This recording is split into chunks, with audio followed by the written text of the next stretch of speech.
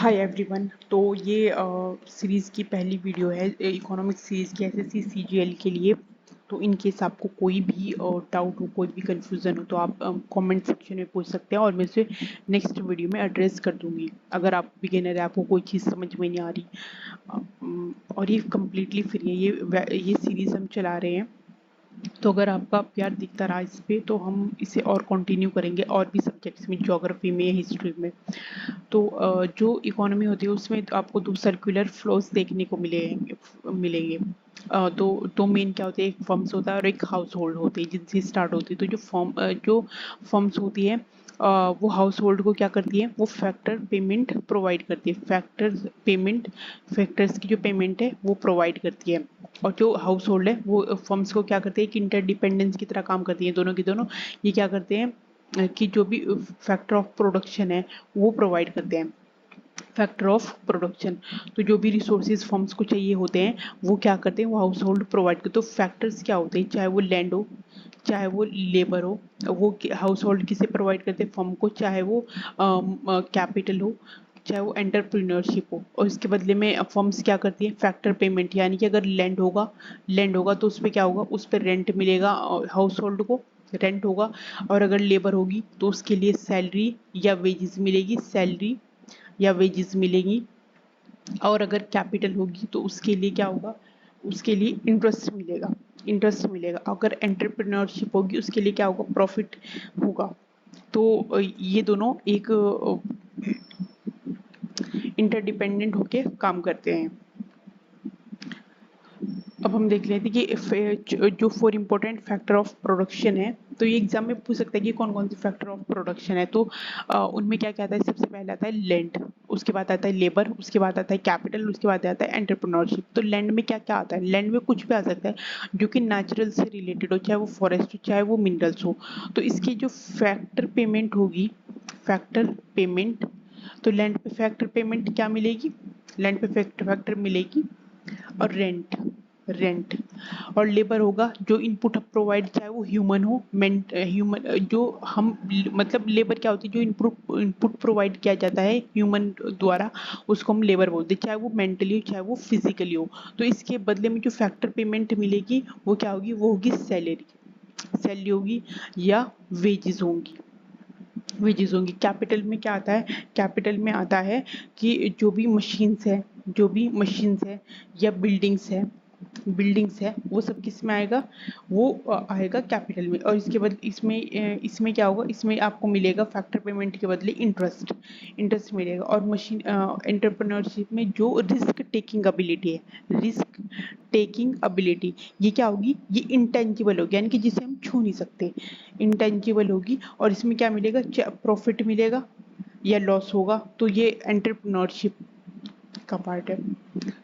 अब हम देख लेते हैं कि इकोनॉमी कितने टाइप की होती है। तो मेनली सबसे पहले आपको देखने को मिली कि दो तरीके की इकोनॉमी की, एक ओपन इकोनॉमी, एक क्लोज इकोनॉमी।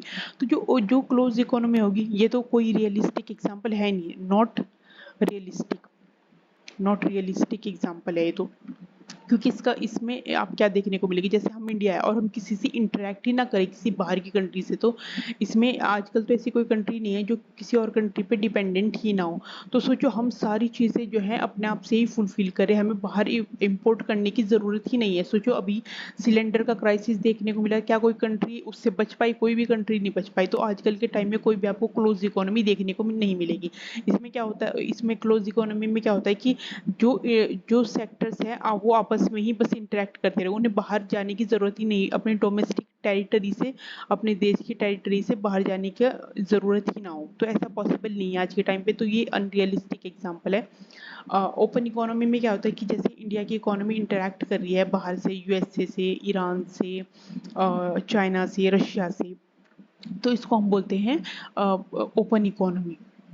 और इस जितनी भी कंट्री सारी ओपन इकोनॉमी है आज के टाइम में। तो क्लोज इकोनॉमी तो कोई हो नहीं, क्योंकि ना कोई भी कंट्री सेल्फ सफिशिएंट नहीं होती और उसे डिपेंड रहना पड़ता है किसी न किसी कंट्री पे। तो अब हम नेक्स्ट टॉपिक देखेंगे, नेशनल इनकम। तो नेशनल इनकम की डेफिनेशन देख लेते हैं। टोटल मनी वैल्यू, क्योंकि इसमें से क्वेश्चन पूछ सकता है कि नेशनल इनकम क्या होती है, तो ये टिक मत करके जाना जिसमें दिखे कि नेशनल इनकम जो नेशनल ने अर्न की तो वही नेशनल इनकम है, नहीं, जो रेजिडेंट है उस वो होना चाहिए। तो इसमें गलत मत कर देना, क्योंकि ऐसी ऐसी जगह पे ट्रिक यूज की जाती है कि आपने नेशनल देखा तो नेशनल पे टिक करके आ गए। Total money value of all final, final ये भी देखना, फाइनल जो इसमें कीवर्ड है उसे ध्यान रखो, final goods and services produce by resident, सबसे इंपॉर्टेंट रेजिडेंट, तो नेशनल मत करके आ जाना, of a country during a year.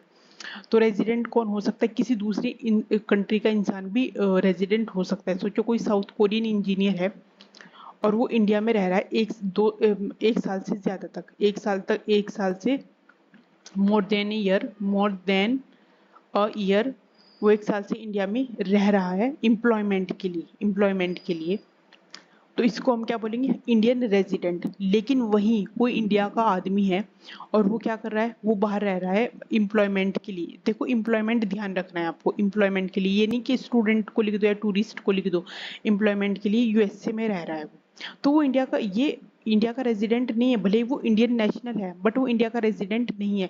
लेकिन ये इंसान जो है साउथ कोरिया का, जो 2 साल से इंडिया में रह रहा है एम्प्लॉयमेंट के लिए, ये इंडियन रेजिडेंट है। तो आपको क्या करना है कि रेजिडेंट को ध्यान में रखना है।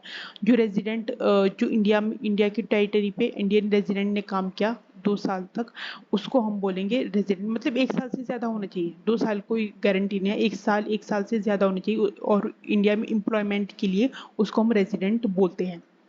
दो, क्योंकि ये कंफ्यूज कर सकता है इंसान को कि भाई रेजिडेंट हो सकता है कि खाली इंडियन ही हो, रेजिडेंट कोई भी हो सकता है, वो एक साल तक रहना चाहिए। लेकिन अगर ऐसा हो कि कोई इंडियन इंसान है, कोई इंडिया का बंदा है और वो 6 महीने यूएसए गया, 6 मंथ तक उसने यूएसए में काम किया एम्प्लॉयमेंट में, तो उस और वो वापस आ गया उस 6 मंथ की ड्यूरेशन में, तो ये इंडियन रेजिडेंट है, क्योंकि इसने एक साल से ज्यादा काम नहीं किया वहां पे, तो ये इंडिया का रेजिडेंट ही रहेगा। और मनी वैल्यू हम किसे बोलते हैं, मनी वैल्यू में क्या होगा कि क्वांटिटी ऑफ, जितनी भी प्रोडक्शन की क्वांटिटी है उसकी मात्रा है, और उसे हम मनी वैल्यू से क्या है मल्टीप्लाई करते हैं, उसे हम क्या बोलेंगे, उसे हम बोलेंगे मनी वैल्यू। तो आपको इसमें कोई कंफ्यूजन रह नहीं गया होगा।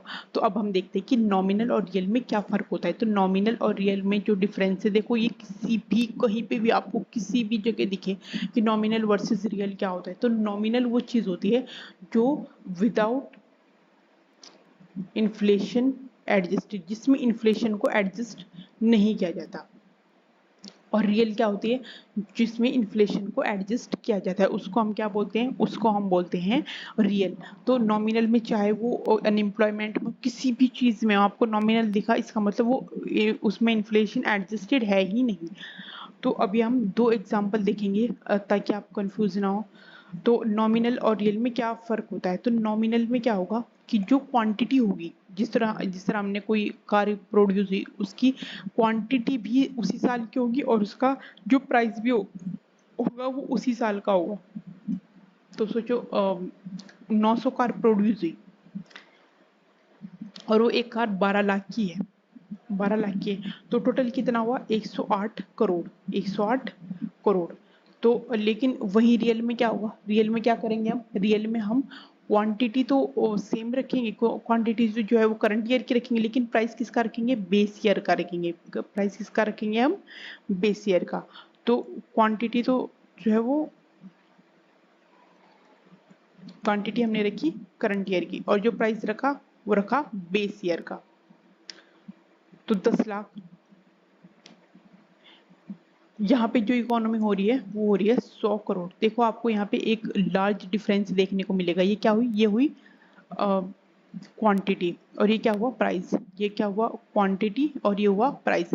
तो आप यहाँ पे आपको नॉमिनल में एक चीज देखने को मिलेगी, नॉमिनल में कि यहाँ क्या हो रहा है कि यहाँ क्या हो रहा है, यहाँ प्रोडक्शन घट रहा है, यहाँ प्रोडक्शन घट रहा है, लेकिन क्या प्राइस बढ़ गया।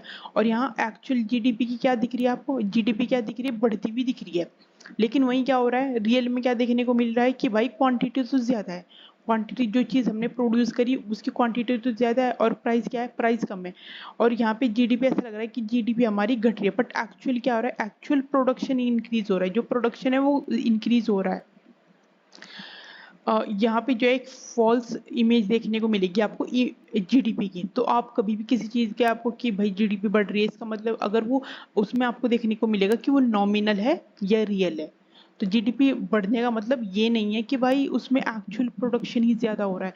प्रोडक्शन आपको देखना पड़ेगा जब रियल जीडीपी होगी। तो अभी हम देख लेते हैं कि बेस ईयर किस हिसाब से। तो हमने इसमें क्या हुआ था कि इसमें बेस ईयर आपको देखने को मिलेगा। बेस ईयर का मतलब ऐसा साल जो थोड़ा 4-5 साल पहले हो, बहुत नज़दीक भी ना हो करंट ईयर के और बहुत पुराना भी ना, क्योंकि अगर हम बहुत पुराना लेंगे उससे क्या होगा कि उसमें हम उसकी क्वांटिटी जो है वो ऐड नहीं कर पाएंगे, और बहुत ज़्यादा नया होगा तो जो प्राइजेस है उनमें ज़्यादा डिफरेंस देखने को नहीं मिलेगा। और जो जो बेस ईयर होगा उसमें क्या होगा कि ज़्यादा ओल्ड नहीं होना चाहिए देखो, और ना ही वो ज़्यादा रिसेंट होना चाहिए, और वो नॉर्मल ईयर होना चाहिए। ना तो उसमें कोई ड्रॉट हो, उसमें ड्रॉट ना हो, उसमें ना कोई ऐसी नॉर्मल सिचुएशन हो जैसे कोविड था या कोई डिमोनेटाइजेशन ईयर था। तो आपको ऐसी ऐसी किसी भी चीज़ को हम जो है बेस ईयर नहीं, वो एक नॉर्मल ईयर होना चाहिए, नॉर्मल ईयर होना चाहिए।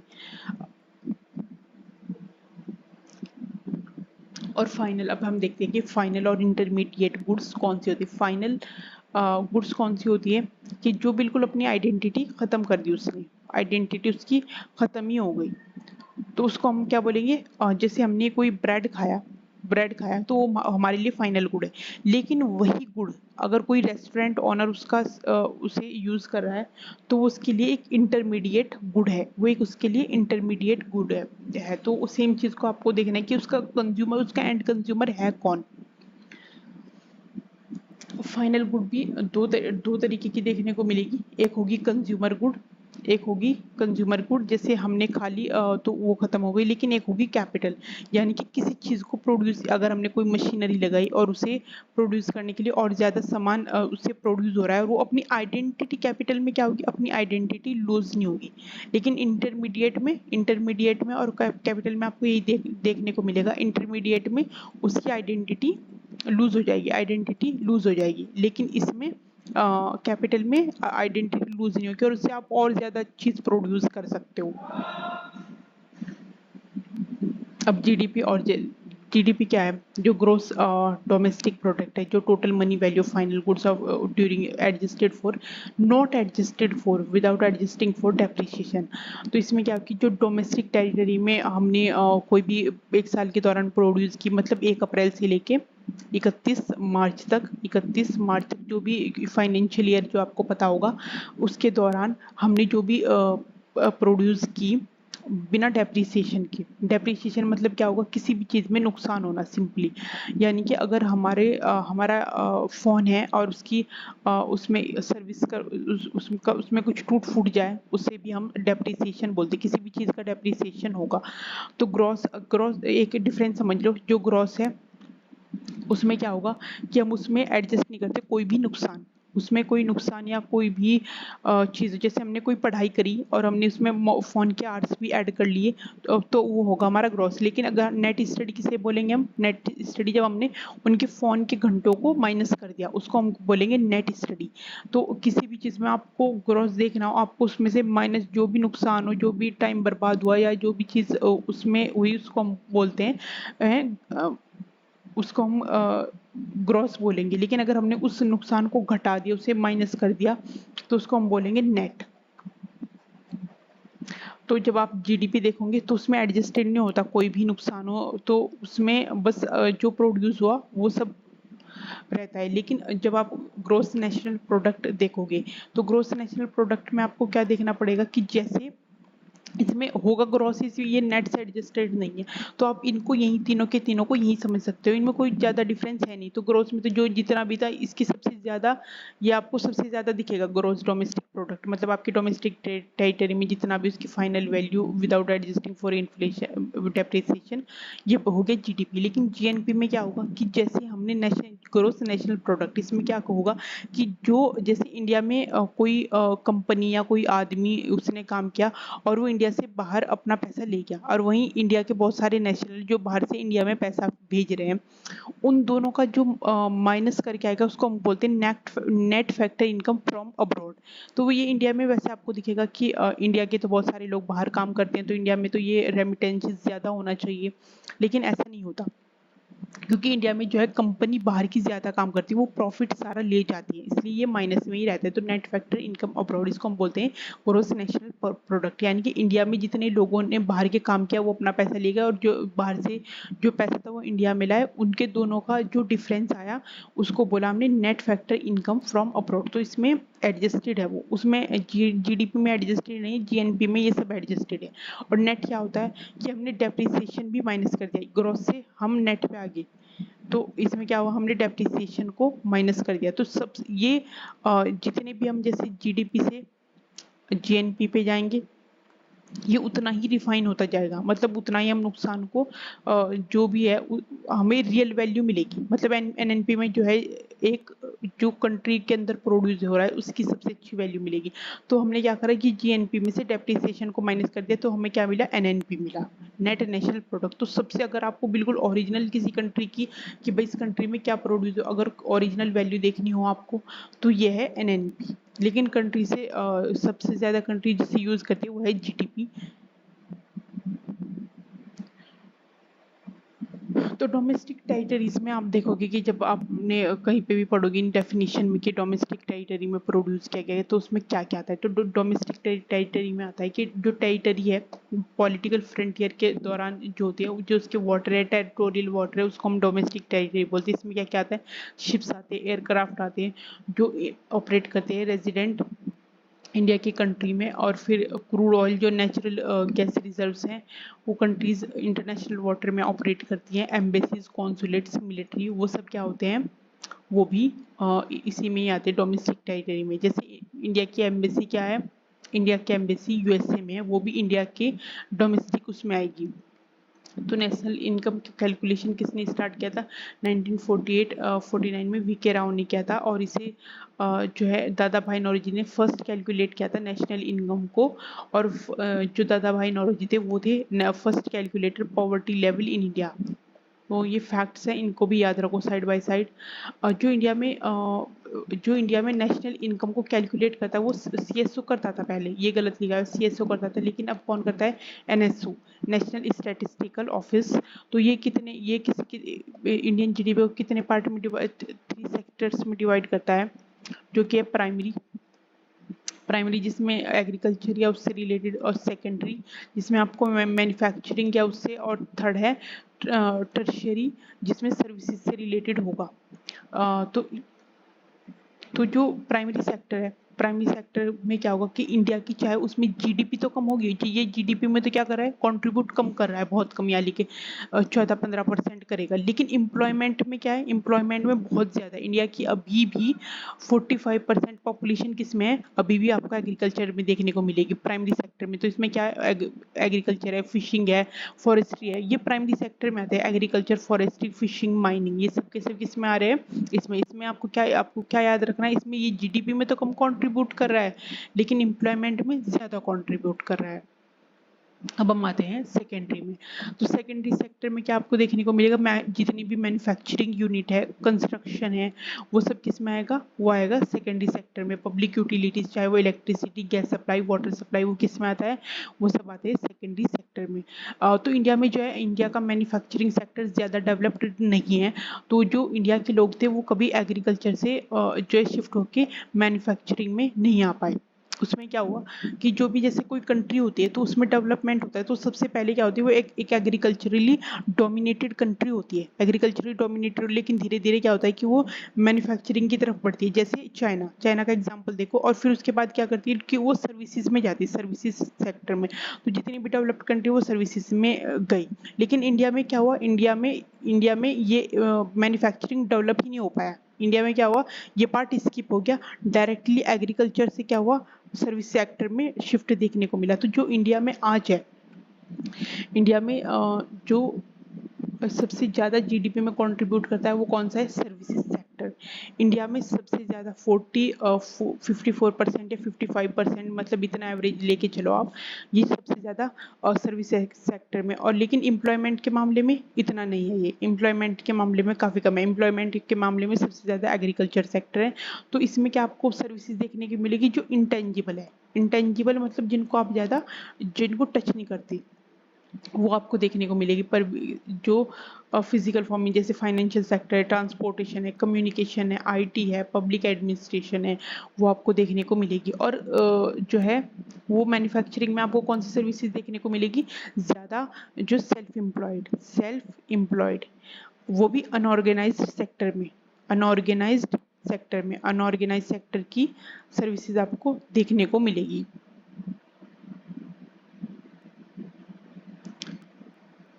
तो हमने जैसे कोई अगर अभी हमने थोड़ा ऊपर यहाँ पे भी समझ लेते हैं, जैसे कोई डेवलपिंग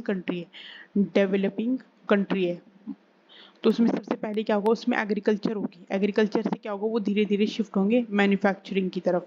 मैन्युफैक्चरिंग से क्या होगा कि उसकी धीरे धीरे डेवलपमेंट होगा तो सर्विसेज में जाएंगे। लेकिन इंडिया में क्या हुआ, इंडिया में ये सेक्टर डेवलप ही नहीं हो पाया। डायरेक्ट लोग किस पे शिफ्ट हुए, सर्विसेज पे शिफ्ट हुए, ना स्किल डेवलपमेंट हुआ ना कुछ हुआ। तो जो लोग अपने आप सेल्फ एम्प्लॉयड थे उन्होंने थोड़ा बहुत मैन्युफैक्चरिंग में करा, बल्कि बट ज़्यादा नहीं करा। लेकिन ये जो पार्ट है अगर ये डेवलप हो जाए तो ये सबसे ज़्यादा एम्प्लॉयमेंट प्रोवाइड करता है, सबसे ज़्यादा एम्प्लॉयमेंट प्रोवाइड करता है। सर्विसेज उतना एम्प्लॉयमेंट प्रोवाइड नहीं करती। तो जीडीपी कैलकुलेशन के तीन इम्पोर्टेंट आपको मेथड देखने को मिलेंगे। सबसे पहला है वैल्यू एडिड मेथड और प्रोडक्ट मेथड। तो इसमें इसको हम कैसे कैलकुलेट करते हैं, ग्रॉस वैल्यू एडिड। तो वैल्यू ऑफ ग्रॉस ये ध्यान रखो, gross of final goods and services, value of intermediate goods and services, intermediate goods and services उनको वहीं। और इसमें तो क्या क्या करेंगे, when we deduct the intermediate value of goods and services final, तो हम क्या करेंगे फ्रॉम फाइनल, तो हमें क्या मिलेगा, ग्रोस वैल्यू एडिड। तो हम क्या करेंगे कि अगर हमें जैसे हमें ग्रोस वैल्यू एड निकालना है तो हम इसमें से क्या करेंगे, हम उसमें से जो भी उसकी इंटरमीडिएट कोई प्रोडक्शन हुई हम उसे उसमें से माइनस कर देंगे, तो हमें फाइनल उसकी वैल्यू मिल जाएगी। क्योंकि हम उसे डबल डबल काउंटिंग नहीं करना चाहते, हम उसकी डबल काउंटिंग नहीं करना चाहते। हम चाहते हैं कि हम उसमें से जो फाइनल है उसमें से हम इंटरमीडिएट को माइनस कर दें ताकि उसकी डबल काउंटिंग ना हो सके। अब हम देखते हैं कि टैक्सेस, तो दो तरीके के आपको टैक्सेस मिलेंगे, इनडायरेक्ट जो कि जो कि डायरेक्टली किसी भी इंडिविजुअल पर लगाए जाते हैं, इनडायरेक्ट जो कि इनडायरेक्ट सोर्स से लिए जाते हैं, जैसे कि जीएसटी। डायरेक्ट का क्या एग्जांपल है, इनकम टैक्स। इसमें क्या होता है, ये प्रोग्रेसिव टैक्स होते हैं, मतलब जितनी आपकी इनकम होगी उस हिसाब से। लेकिन ये रिग्रेसिव टैक्स होते हैं, यानी कि चाहे आप कितने भी अमीर हो, आप अंबानी भी हो, आपको चाहे आप कितने भी गरीब हो, आपको सेम टैक्स देना पड़ेगा किसी प्रोडक्ट पे। नेट इनडायरेक्ट टैक्स, तो नेट इनडायरेक्ट टैक्स क्या होता है, देखो नेट हमने अभी समझ ही लिया था कि ग्रॉस में से जो नेट है, जो भी चीज़ को हमें माइनस करना है उसे हम नेट बोल देते हैं। और जब हम किसी चीज़ को indirect tax paid by producer minus subsidy, इसको हम बोलते हैं नेट इनडायरेक्ट टैक्स। किसको बोल रहे थे, indirect tax paid by producer. और उसमें से हमने सोचो कोई प्रोडक्ट प्रोड्यूस किया एक आदमी ने, तो गवर्नमेंट ने इस पर सब्सिडी दी इस पर, तो इसका क्या हुआ, इसका प्राइस कम हो गया। लेकिन जब इसने टैक्स प्रोड्यूस किया, तो इसने जब भी इसकी जो फाइनल इसकी वैल्यू गई मार्केट में, तो उसको हमने सब्सिडीज को माइनस किया। देखो जीवीए, ग्रॉस वैल्यू एडिड क्या है, फिक्स्ड कॉस्ट पे, सॉरी ये फिक्स्ड कॉस्ट नहीं है, ये फैक्टर कॉस्ट है, फैक्टर कॉस्ट। तो देखो तीन तरीके के प्राइस होंगे, एक तो होगा फैक्टर कॉस्ट, और एक होगा मार्केट, सॉरी तीन तरीके के नहीं, दो तरीके के, मार्केट प्राइस। तो फैक्टर कॉस्ट एंड मार्केट, तो जो भी कोई प्रोडक्ट होगा वो फैक्टर कॉस्ट पे उसकी प्राइस सबसे कम होगी, और मार्केट प्राइस पे क्या होगी, सबसे ज़्यादा उसका प्राइस होगा। मार्केट वैल्यू पे इसकी प्राइस सबसे ज़्यादा होगी। इसमें क्या होगा, क्योंकि इसमें टैक्सेस इंक्लूड रहते हैं, इसमें टैक्सेस, फैक्टर कॉस्ट में क्या होगा, कोई टैक्स इंक्लूड नहीं होगा और कुछ नहीं, जो उसका मतलब उसके बस उसमें जो उसका कॉस्ट है वो इंक्लूड रहेगा, कोई भी प्रोडक्ट प्रोड्यूस हो रहा है। तो अभी हम देख लेते हैं कि इसमें जीवी एट फिक्स्ड कॉस्ट और G gross value added at market price, इसमें क्या हो रहा है कि माइनस हमें क्या करा, नेट इनडायरेक्ट टैक्सेस को माइनस कर दिया, तो वो क्या आ गया निकल के जीवीए एट फैक्टर कॉस्ट। तो फैक्टर कॉस्ट पे जो भी किसी प्रोडक्ट की वैल्यू सबसे कम होगी, मार्केट प्राइस पे किसी भी प्रोडक्ट की वैल्यू सबसे ज़्यादा होगी। तो अब हम देखते हैं कि इनकम कैलकुलेट करने का सेकेंड मेथड जिसको हम बोलते हैं इनकम मेथड। तो ये इसमें किया जाता है कि major national income from the side of factor payment, मतलब हम अगर इनकम देख के भी हम क्या कर सकते हैं, इनकम को कैलकुलेट करते हैं। तो जैसे वेजेस हो गई, रेंट हो गया, इंटरेस्ट हो गया और भाई प्रॉफिट हो गया, तो इनको भी देख के हम क्या कर सकते हैं, किसी कंट्री की इनकम कैलकुलेट कर सकते हैं। तो इनकम मेथड के भी टाइप होते हैं, इसके टाइप होते हैं। तो इसका इसमें एक टाइप है इसका compensation of employees, operating surplus और मिक्स्ड इनकम। तो कंपनसेशन ऑफ एम्प्लॉयज में हम क्या करेंगे, हम डाटा कलेक्ट करेंगे, जो वेजेस होगी, सैलरीज होगी, पेंशन होगी, पेंशन पेमेंट, एम्प्लॉयज इंश्योरेंस और प्रोविडेंट फंड है ये। ऑपरेटिंग सरप्लस में क्या होगा कि जो भी इनकम होगी वो प्रॉपर्टी से, सेविंग से, एंटरप्रेन्योरशिप से, तो हम उसे उसे कैलकुलेट करेंगे। मिक्स्ड इनकम में क्या होगा कि जो, क्योंकि इसमें क्या होगा कि इसमें मोस्टली अनऑर्गेनाइज्ड सेक्टर आता है, इसमें मोस्टली अनऑर्गेनाइज्ड सेक्टर आता है, तो इसलिए इसमें इसको हम मिक्स्ड इनकम बोलते हैं। इसमें बहुत सारे इनकम, बहुत सारे टाइप्स की जो इनकम है उनको हम कैलकुलेट करते हैं, इसलिए इसको बोलते हैं मिक्स्ड इनकम। तो इन सब की जो वैल्यू आएगी उसको हम कैलकुलेट करके नेशनल इनकम को निकाल सकते हैं। अब आता है सबसे बाद में एक्सपेंडिचर मेथड। तो ये सबसे इम्पोर्टेंट है अगर आपको कोई पॉलिसी बनानी है या कुछ भी करना है, क्योंकि इसमें काफ़ी सारी चीज़ें, जो भी एक्सपेंडिचर, जो भी खर्चे होते हैं उसके हिसाब से अगर कोई कुछ खर्च हो रहा है तो हम कैलकुलेट कर सकते हैं नेशनल इनकम। नेशनल इनकम को हम कैलकुलेट कर सकते हैं। तो हम जी इसमें दिखा रखा है, इसमें एक फॉर्मूले के हिसाब से दिखा रखा है, GDP sum of C plus I plus G plus N X. तो इसका क्या, ये क्या है, ये कंजम्पशन है, जो हाउस होल्ड करते हैं, हाउस होल्ड कंजम्पशन करते हैं, ये इन्वेस्टमेंट है, ये इन्वेस्टमेंट है, और ये गवर्नमेंट गवर्नमेंट और ये नेट एक्सपोर्ट एंड इंपोर्ट। तो इससे हमें कैसे पता लगेगा कि हम कैसे नेशनल, तो जो जैसे अगर कोई कार प्रोड्यूस हुई किसी इकोनॉमी में, तो इसमें क्या होगा कि हमने क्या करा कि हाउस होल्ड ने खरीदी उसको, हाउस होल्ड ने उस पर खर्चा किया।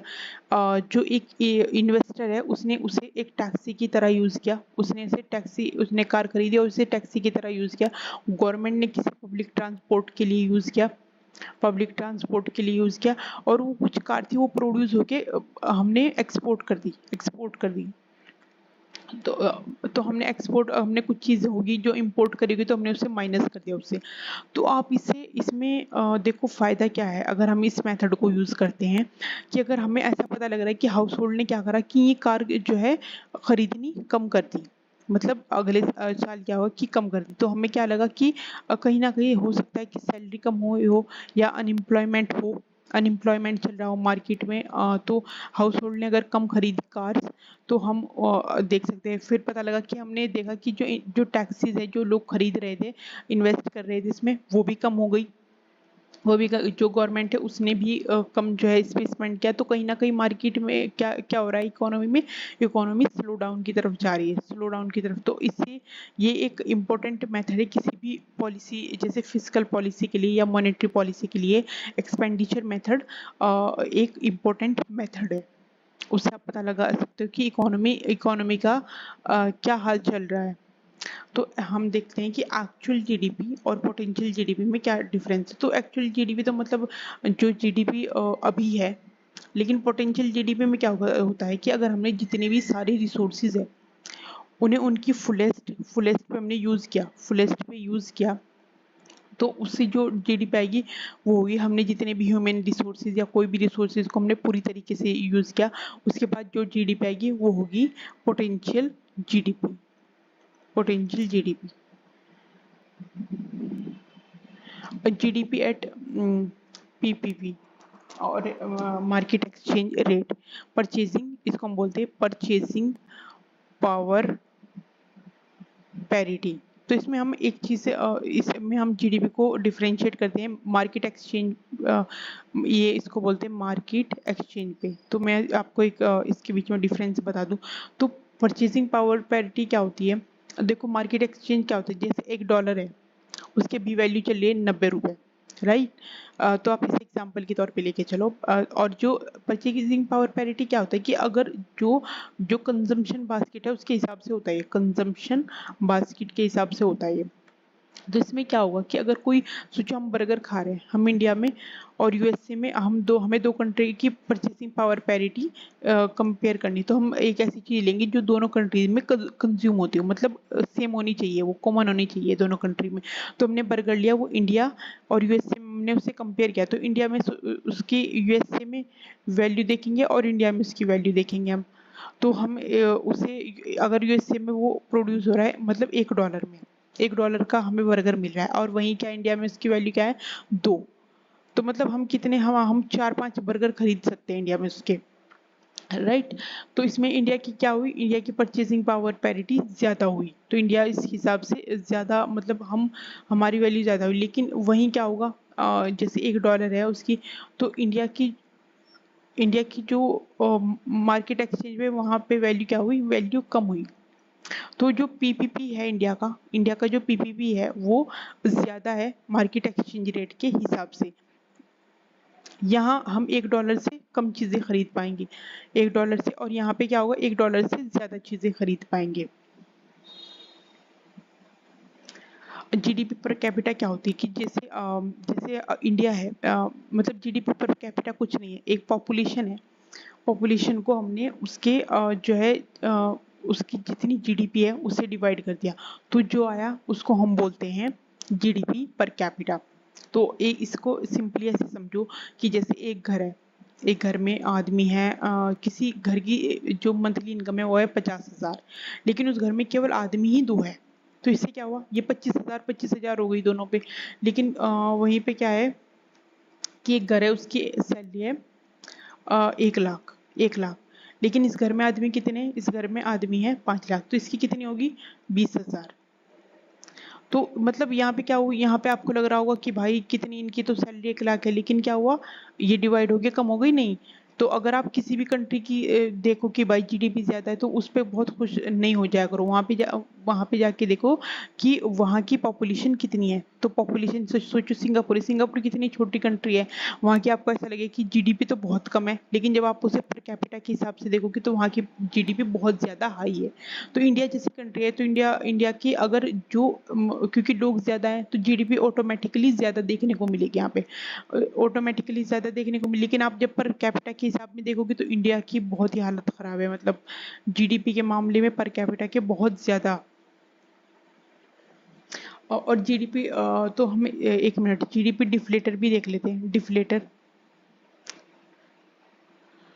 उसमें क्या होता है कि नॉमिनल को डिवाइड कर देते हैं रियल से, तो निकल के क्या आता है, वो आता है जीडीपी डिफ्लेटर।